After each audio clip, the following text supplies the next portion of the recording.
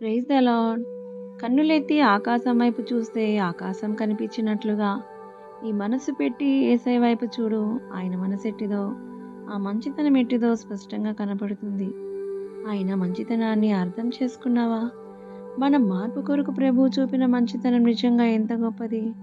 దానిని బట్టి ఆయనకి ఇష్టమైన రీతిలో మార్పు చెందవలసి ఉంది. నువ్వు, నేను, మనమందరము కూడా అలా కాకుండా ఆయన మంచితనమును బట్టి ప్రభువు ప్రేమ కలవాడు, ప్రేమిస్తాడు, క్షమిస్తాడు.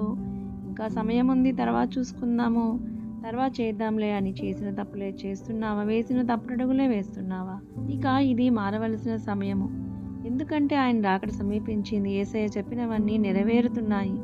కాబట్టి దేవుని వాక్యానుసారంగా, ఆయన చిత్తానుసారంగా డే బై డే మార్పు చెంది ఆయన కొరకు సిద్ధపడవలసి ఉన్నది. లేని ఎడల నష్టపోవలసి వస్తుంది. సిద్ధపాటు లేక విడవబడిన ఆ 5గురు బుద్ధిహీనమైన కన్యకల వలె విడవబడవలసి వస్తుంది. జాగ్రత్త.